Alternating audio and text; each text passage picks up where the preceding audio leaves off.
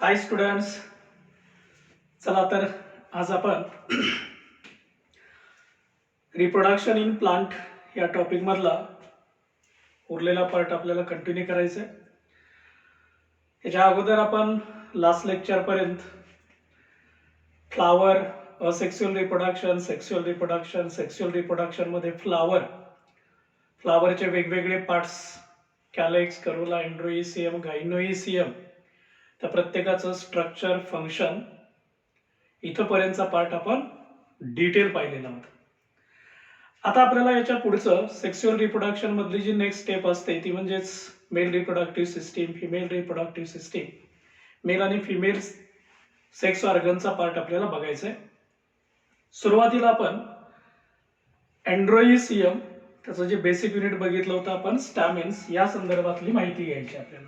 म्हणजेच फुलामधली male reproductive part असतो तो आपल्याला डिटेल पाहायचा आहे. सो एंड्रोइसियम,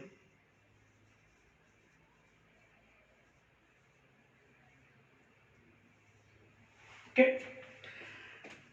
हा मेल सेक्स ऑर्गन आहे. Male sex organ of flower.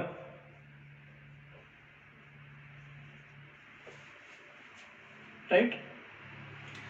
आता हे मेल सेक्स ऑर्गन असतं, याचं जे बेसिक युनिट आहे ते आहे स्टॅमेन.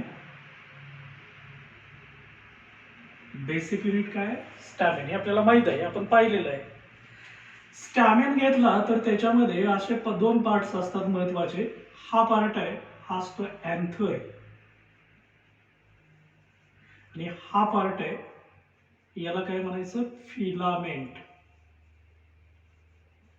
So anther and filament. सांगा, अँथर मध्ये लोब दिसतात किती? 2 लोब दिसतात, म्हणजे 2 लोब्ड आहे. काय म्हणायचं याला? डायथिकस किंवा बायथिकस. आता जर लोब 2 असतील तर पोलन सॅक किती असतात? 4 असतात, कारण एका लोब मध्ये 2 पोलन सॅक असतात. असे 2 लोबचे मिळून 4 पोलन सॅक होतात. तर हा जो अँथर आहे, ह्या अँथर मधला आपल्याला इंटरनल स्ट्रक्चर थोडस डिटेल बघायचं.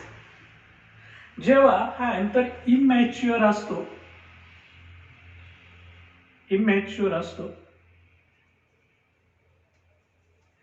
तेव्हा याच्यात 2 महत्वाचे पार्ट असतात. एक बाहेरचं आवरण, ज्याला म्हटलं जातं इपिडर्मिस.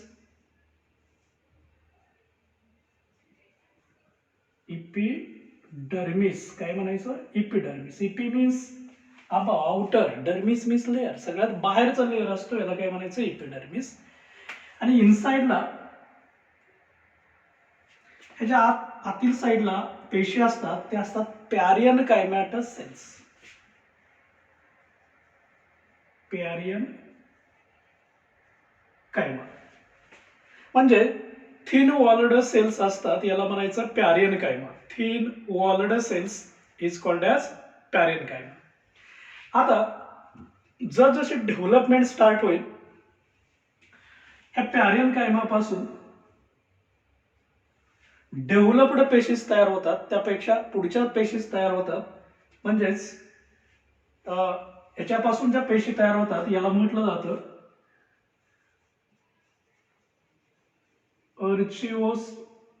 अर्चिओसाइट्स किंवा अर्चिस्पोरियल सेल्स.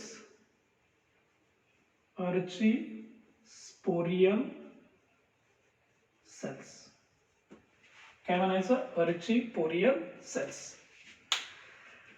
ह्या अर्चिस्पोरियल सेल्स असतात, यांची डेव्हलपमेंट होते आणि त्यापासून आतील बाजूला, इनर साइडला तयार होतात स्पोरोजिनस सेल्स. स्पोरोजिनस टिश्यूज सेल्सला म्हणायचं पोरोजिनस सेल्स. बाहेरच्या बाजूला तयार होतं लेयर्स ऑफ अँथर. म्हणजे अँथरची जी वॉल असते त्याच्यामध्ये वेगवेगळे लेयर्स असतात, ज्याला आपण असं म्हणूया वॉल लेयर्स. कोणकोणते वॉल लेयर्स आहेत हे आपण खूप डिटेल बघणार आहे वॉल लेयर्स म्हणायचं. कोणकोणते वॉल लेयर्स आहेत हे आपण डिटेल पाहायचं आहे. वॉल लेयर्स हे बाहेरच्या बाजूला असतात, आउटर, आणि स्पोरोजिनस टिश्यू हे आतील बाजूला असतात, इनर. ओके. पुढे जाऊन हे स्पोरोजिनस टिश्यू असतात, याच्या ज्या पेशी असतात त्यांच्यामध्ये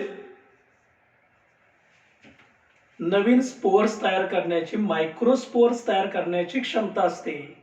म्हणजे यांच्यापासून पुढं मियोसिस झालं की याच्यामध्ये तयार होतात मायक्रोस्पोर्स.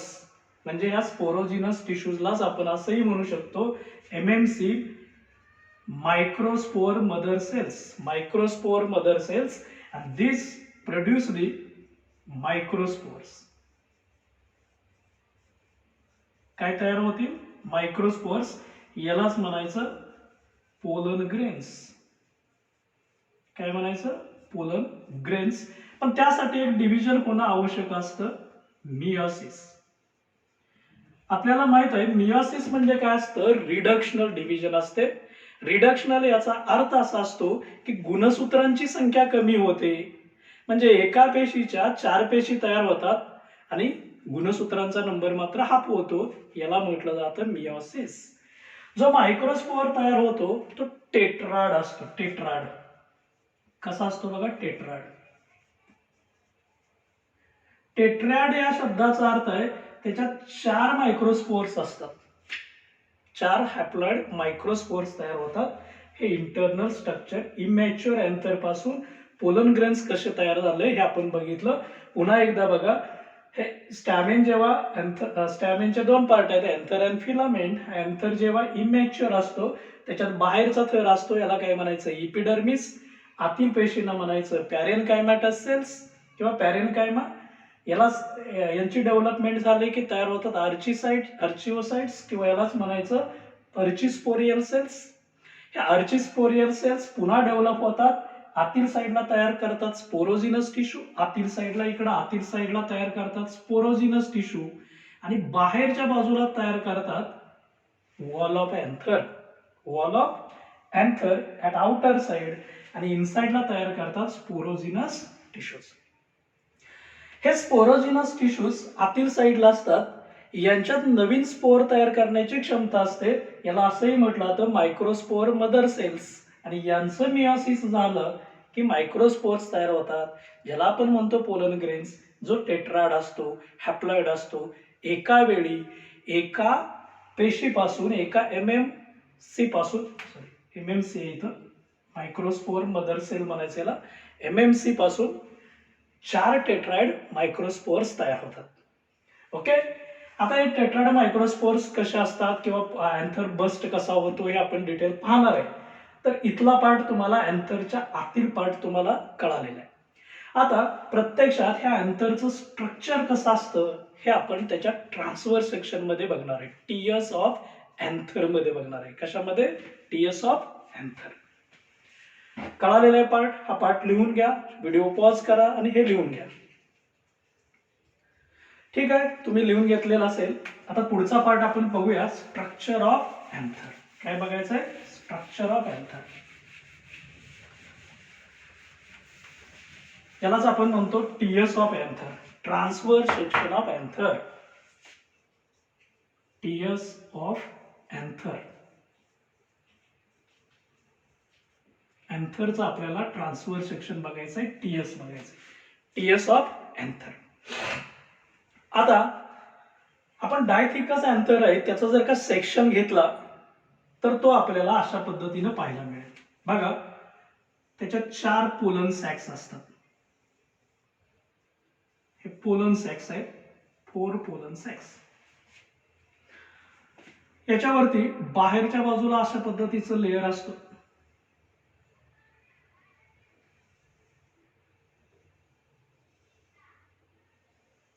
हा बाहेरचा लेयर आहे. ओके. हा या साईडचा एक लोब असतो, या साईडचा एक लोब असतो. 2 लोबला जोडणारा इथं सेंटरला पार्ट असतो, याला म्हणायचं कनेक्टिव्ह. हा जो दाखवलेला पार्ट आहे याला काय म्हणायचं? कनेक्टिव्ह. हा कनेक्टिव्हचा पार्ट आहे.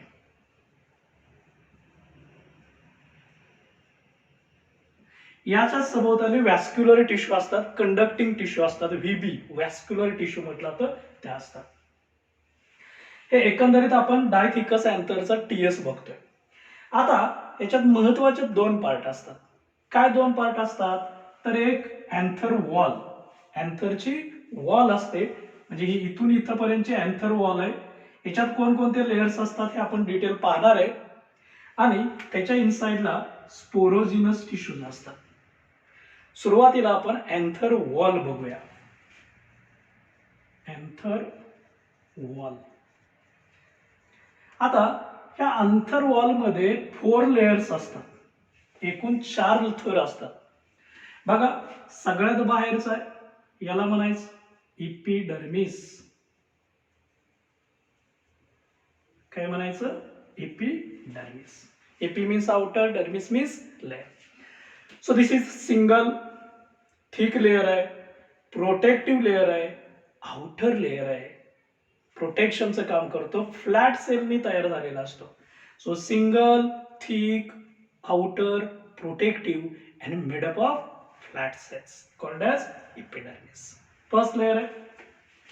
ह्या इपिडर्मिसच्या आतील बाजूला हा जो आतील लेयर आहे, हा आतील बाजूचा थर असतो. हा पूर्ण सर्व बाजूने असतो. आपण समजण्यासाठी इथे एकाच ठिकाणी दाखवूया. याला म्हणायचं एंडोथेसियम. एंडोथेसियम. काय म्हणायचं? एंडोथेसियम. हा एंडोथेसियम लेयर आहे. Endo means inside, inside the epidermis किंवा याला सब इपिडर्मल लेयर म्हटलं जातं. हाही सिंगल लेयर असतो. या ठिकाणी फायब्रस थिकनिंगने तयार झालेला असतो आणि मॉइश्चर ऍब्सॉर्ब करण्याची क्षमता असते. हायग्रोस्कोपिक लेयर असतो. So second layer is called as endothecium inside the epidermis. Okay. आता ह्या एंडोथेसियमच्या इनसाइडला अशा 1 to 3 लेयर्स असतात. 1 to 3 लेयर्स. याला म्हणायचं मिडल लेयर्स. मिडल लेयर्स किती असतात? 1 to 3. 1 to 3. ह्या पण सर्व बाजूने असतात. जसं की मी हा लेयर दाखवला, बाहेरचा होता इपिडर्मिस, त्याच्या आत आहे तो एंडोडर्मिस आहे. बघा, हे तुम्हाला समजण्यासाठी सर्व बाजूनी हे थर असतात. त्याच्या इनसाइडला 1 to 3 हे मिडल लेयर्स आहेत. हे पण याच्या आतील साईडला असतात.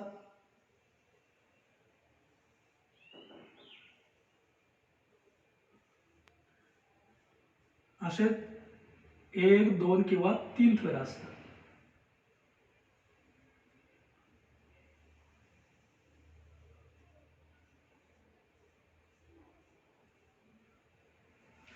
कन्सेप्ट क्लिअर झाला? बघा, बाहेरच्या बाजूला सिंगल लेयर आहे तो इपिडर्मिस, त्याच्या आतील साईडला आहे सिंगल लेयर तो एंडोडर्मिस, त्याच्या आतील साईडला 1 to 3 लेयर्स असतात. याला काय म्हणायचं?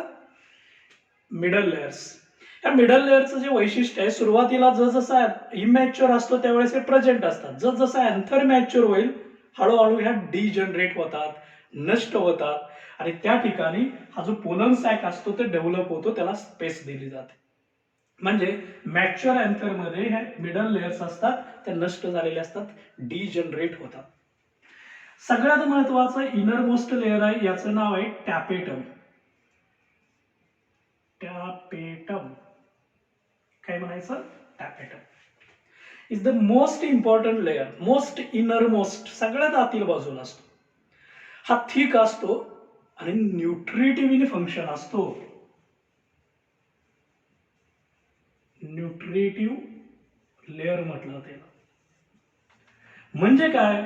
इथं आत होणाऱ्या पोलन ग्रेन्सला, एमएमसीला, स्पोरोजिनस सेल्सला लागणारं फूड मटेरियल सप्लाय करतात. सो सप्लाय दी फूड, त्यांचं पोषण करतात, न्यूट्रिशन करतात. That's why it is called as nutritive layer किंवा nutritive in function. These 4 layers, epidermis, endothelium, middle layer and tapetum, collectively called as anther wall. Right? Anther wall clear झाली? चला, आता याच्या इनसाइडला अशा अनेक स्पोरोजिनस सेल्स असतात, tissue असतात, त्याच्यात अनेक स्पोरोजिनस सेल्स आहेत आणि ह्या प्रत्येक पेशीमध्ये मायक्रोस्पोअर तयार करण्याची क्षमता आहे, टेट्राड मायक्रोस्पोअर तयार करण्याची क्षमता आहे. म्हणजेच ह्या टॅपेटमच्या इनसाइडला ज्या स्पोरोजिनस टिश्यू आहेत, स्पोरोजिनस टिश्यू, याच्यातल्या काही पेशी ज्याला आपण एमएमसी म्हणू, मायक्रोस्पोअर मदर सेल किंवा पीएमसी म्हणायचं, pollen mother cells. Every mother cell becomes diploid. या डिप्लॉइड असतात. डिप्लॉइड याचा अर्थ 2n. 2n याचा अर्थ 2 गुणसूत्रांचे संच असतात. 2 sets of chromosomes. 2 sets of chromosomes. आता यांचं काय होतं, मियोसिस होतं. काय होतं, meiosis. Meiosis is a type of reductional division. एका पेशीच्या म्हणजे एक जर पीएमसी असेल, समजा आपण ही इथे एक पीएमसी कन्सिडर करूया, ही सिंगल पीएमसी आहे, पोलन मदर सेल किंवा मायक्रोस्पोअर मदर सेल, आणि याचं मियोसिस झालं तर याच्यापासून स्पोर टेट्राइड तयार होतं. काय तयार होतो, स्पोर टेट्राइड. बघा तुम्हाला या साईडला एक स्पोर आहे, इथे एक स्पोर आहे, इथे एक स्पोर आहे, पलीकडच्या साईडला एक स्पोर असतो, याला टेट्राइड स्पोर म्हटलं जातं. टेट्राइड स्पोर. आणि हा टेट्राइड स्पोर पासून पुढे आपल्याला 4 पोलन ग्रेन्स मिळतात. किती पोलन ग्रेन्स मिळतात, 4. 4 का होतात, कारण इथं मियोसिस आहे. Parent cell gives 4 daughter cells with half number of chromosomes is called as meiosis. आणि अशा पद्धतीनं 4 या ठिकाणी पोलन ग्रेन्स तयार होतात. याला म्हणायचं मायक्रोस्पोर्स. मायक्रोस्पोर्स किंवा काय म्हणायचं, पोलन ग्रेन्स. Pollen grains. आणि हे मात्र हॅप्लॉइड असतात. याच्यात मात्र गुणसूत्रांचा एकच सेट आलेला असतो, single set of chromosome. That's why they are called as haploid.